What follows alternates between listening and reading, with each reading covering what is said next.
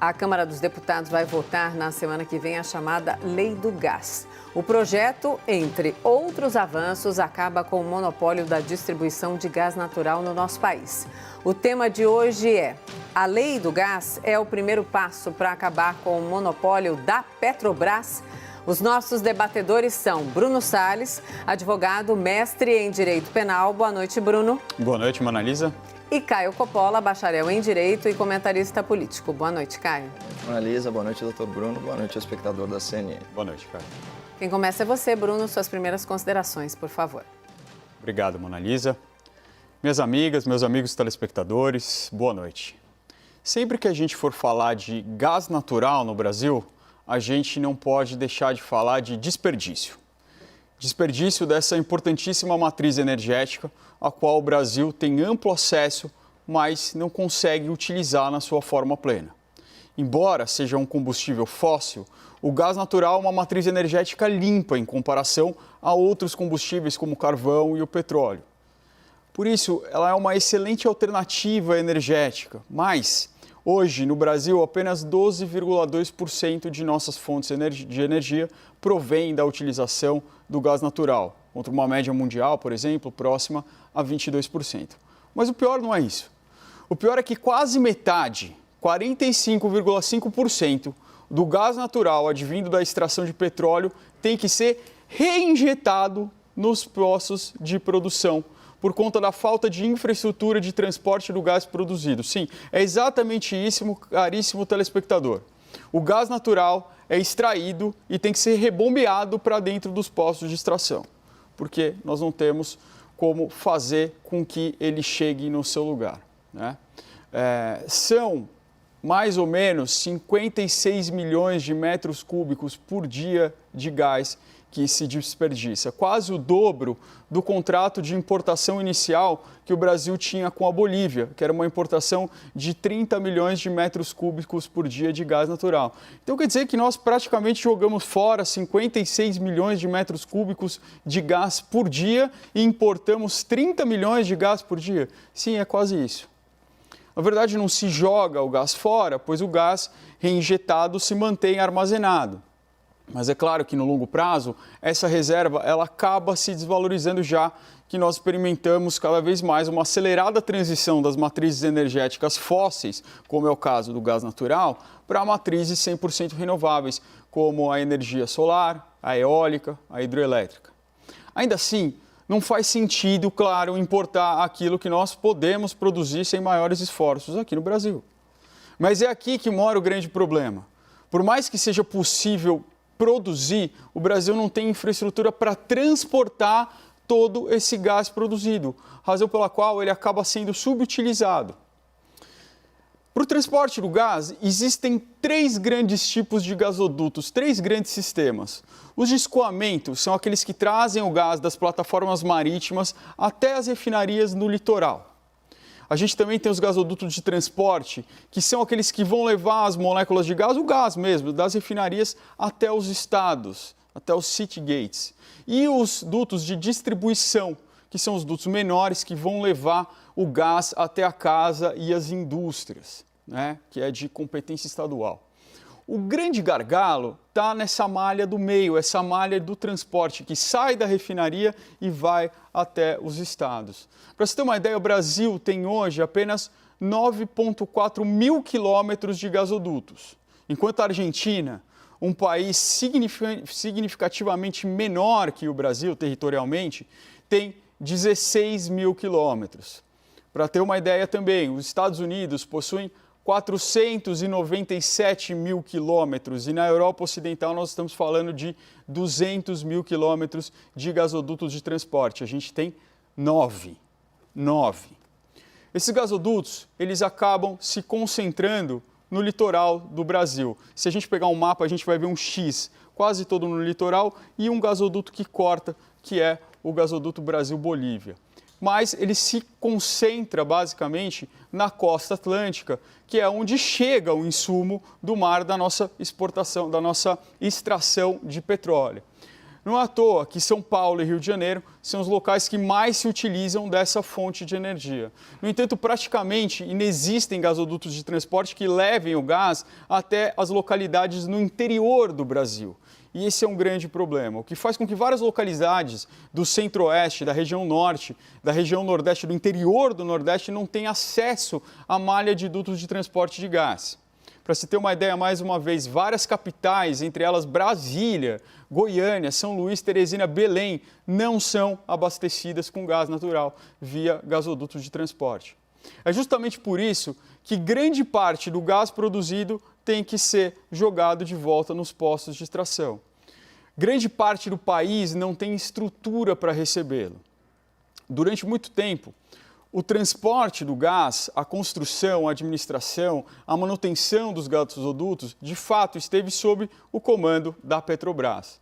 Isso gerava o que se chama de monopólio vertical, pois a Petrobras já é a maior produtora do gás e ela também acabava absorvendo a demanda do transporte, da logística e também da distribuição local, já que por meio da Transpetro, da Gaspetro, a Petrobras possuía participação nas empresas locais de distribuição, que aí cada estado tem a sua. A partir de 2016 foi implantado um plano, a Iniciativa do Gás para Crescer, que tinha por objetivo reduzir e otimizar a participação da Petrobras no setor de gás. Em 2019, a Petrobras assinou com o CAD um termo de compromisso de cessação de prática, mediante o qual, em síntese, a Petrobras se comprometeu a vender os ativos de transporte e distribuição de gás natural e arrendar, inclusive, um terminal, que era o Terminal de Regaseificação GNL da Bahia. Nós podemos dizer que aqui, na verdade, foi aqui que se encerrou esse monopólio vertical da Petrobras. Ela não vai mais atuar no setor de transporte e distribuição de gás. Mas e agora? Esse é o grande problema.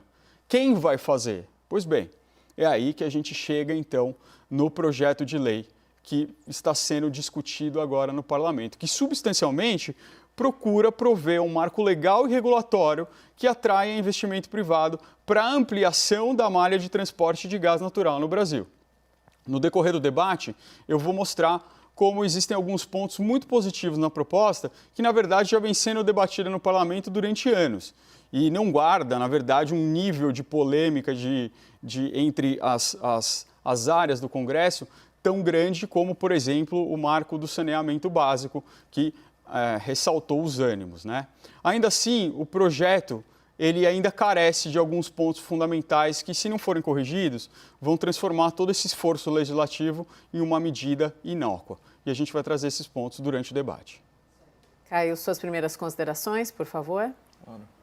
Bom, o luminar do pensamento liberal no Brasil, o saudoso economista e diplomata Roberto Campos, ele ensinava o seguinte sobre o monopólio da Petrobras, que ele carinhosamente apelidou de Petrossauro.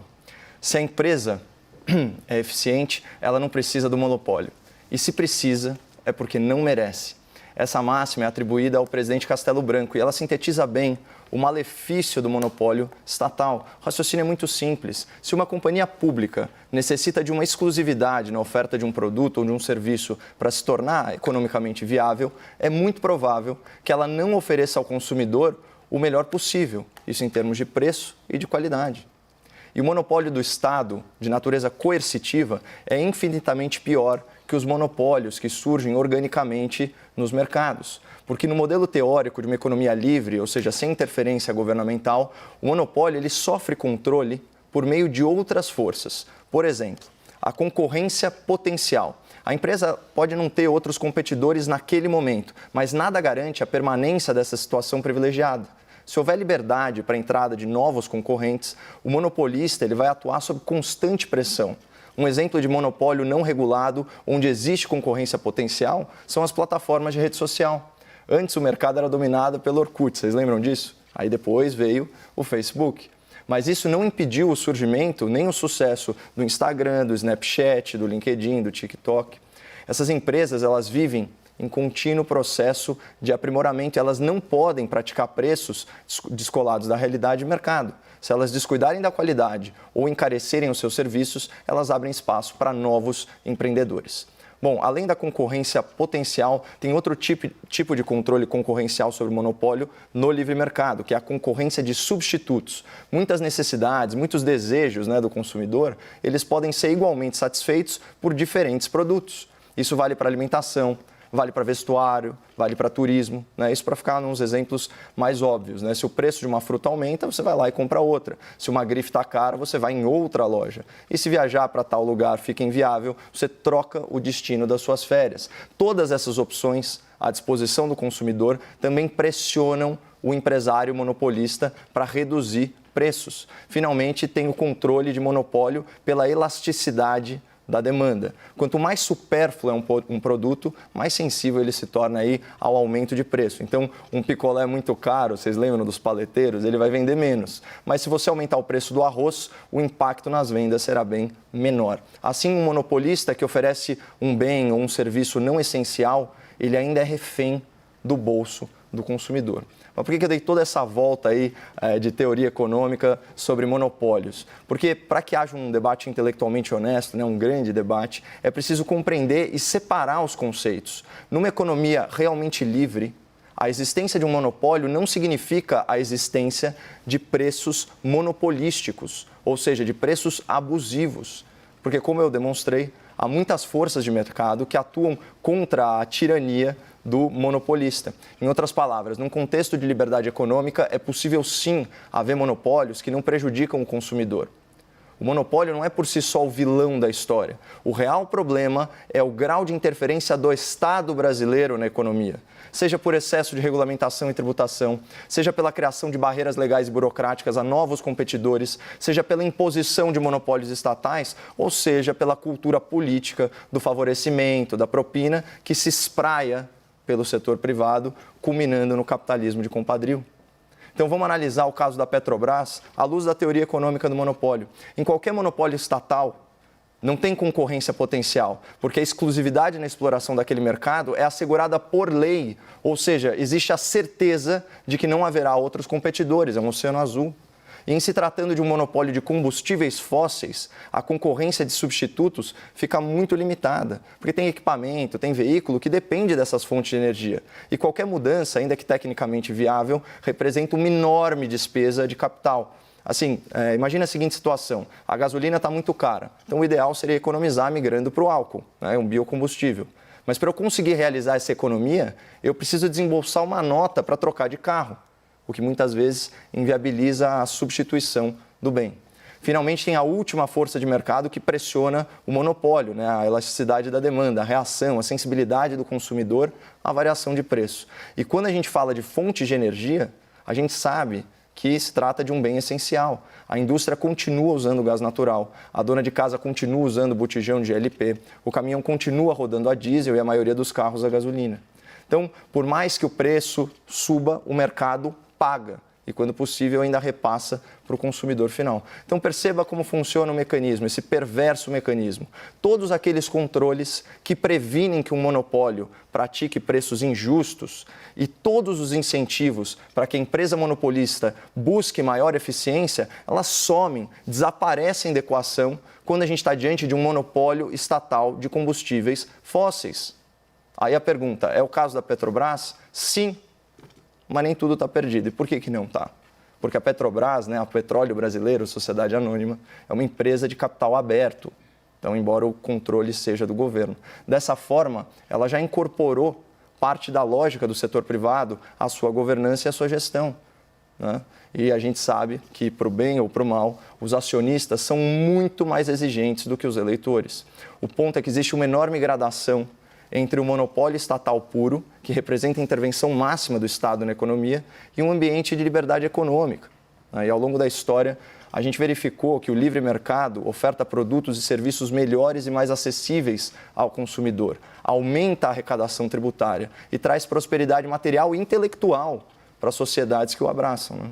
Então, respondendo à pergunta do debate, sim, a quebra de monopólios estatais é boa para o Brasil e o novo marco regulatório do gás caminha aí nesse sentido.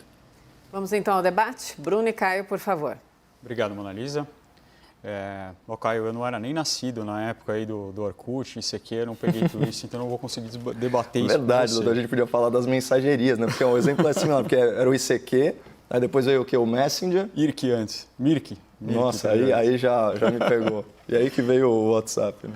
Mas olha, eu acho que nesse tema eu vou tentar simplificar para que a gente chegue realmente em qual é o coração desse problema, que é um problema muito importante porque a gente tem um potencial muito grande aqui no Brasil e a gente não consegue explorar. Então vamos lá.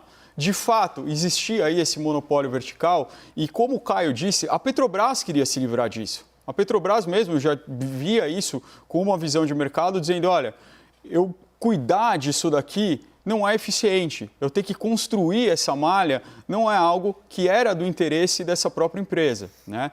Isso tinha que sair desse controle da própria Petrobras. E, claro, tem muitas empresas no mercado que querem explorar essa parte também. Eu vou chamar essa parte de uma parte do meio, porque não é a parte que vai levar o gás, não vai levar o combustível até a casa, até a empresa, e nem é a parte que vai extrair e levar isso até a terra. É a parte do meio, e essa é a parte mais importante. E aí surge aquela grande questão. Mas eu vou construir mais gasoduto se eu não tenho demanda pelo gás, se a demanda ela é baixa aqui no Brasil. E aqui, para que a gente consiga entender esse problema tão complexo, eu vou usar uma analogia com o transporte urbano que aconteceu aqui em São Paulo. Alguns anos atrás, o prefeito de São Paulo, Fernando Haddad, resolveu criar uma malha de ciclovias aqui na cidade de São Paulo. E, na época, uma grande crítica em relação a isso, eu não vou entrar nas vicissitudes do projeto, acho que não é esse o tema do debate, mas uma das grandes críticas era, ora, em São Paulo as pessoas não andam de bicicleta, não se utiliza esse meio de transporte para se locomover, para se ir até o trabalho. É uma cidade muito grande, é uma cidade que não é plana. Foram vários debates em relação a isso, se comparava com Amsterdã, etc. Mas o que aconteceu? Quando se criou essa malha, as pessoas começaram a utilizar. Se você for na Faria Lima hoje de manhã ou perto da hora da saída do trabalho, você vai ver um monte de gente ocupando aquele lugar. Ou seja, se você levar a infraestrutura, essa infraestrutura vai começar a ser usada e vai ser criada essa demanda virá. Agora o problema é como a gente inicia esse sistema. E como eu já passei aqui do meu horário, eu vou deixar para o próximo bloco. Isso aí. Não, mas é porque realmente é complexo explicar isso, né? Você estava falando, né, doutor, um fenômeno de demanda latente, né? Funciona aqui para o modal não poluente das bicicletas, não é uma pena, né? O prefeito, inclusive, foi réu em ação de improbidade administrativa, a própria prefeitura reconheceu sobrepreço superior a 30 milhões de reais, mas o fato é que a iniciativa é muito boa, né? Um meio de locomoção limpo, que, enfim, faz a população se exercitar, mas o ponto é o seguinte, tem uma outra questão que também aí está no cerne desse problema, que dialoga um pouco com aquele meu argumento da gradação. Então, entre o monopólio estatal puro, né, você tem uma série de estágios até você chegar numa economia livre, inclusive o monopólio por concessão, e isso está no âmago da grande discussão, tanto que, assim, isso foi trending topic, o PL do gás, né, que o pessoal estava falando, mas principalmente a hashtag PL do gás original. E por que isso? Né, o texto como ele está, e claro, isso é uma construção, como você bem colocou, né, vem desde 2013. Né, o texto como ele está, ele antecipa aí investimentos anuais na ordem de 30 bilhões de dólares. Né, pessoal, a gente está falando de 150 bilhões de reais por ano em investimentos em infraestrutura do setor privado, né, a partir de 2022. Tem gente que fala aí na geração até de 4 milhões de empregos. Não são projeções otimistas, mas ainda que seja uma fração disso, já é bem visto. O establishment, né, a turma do deixa como está para ver como é que fica, já se conformou, né, que o Estado vai se modernizar nesse sentido. Só que o que eles querem fazer? Eles querem a concessão. E a concessão nada mais é do que uma outra forma de monopólio. O governo ele detém um monopólio atualmente e ele concede esse monopólio por uma terceira parte. Né? Qual que é o problema disso? Além da continuação do monopólio, que não tem os controles concorrenciais, né, existe uma possibilidade de reembolso dos investimentos. Então, na prática, né, o dinheiro externo investido em infraestrutura cai drasticamente. Por isso que tanto o governo quanto as alas mais liberais do Congresso, que não estão comprometidas aí com nenhum lobby ou nada parecido, preferem o quê? A autorização da exploração, que é como consta no texto original.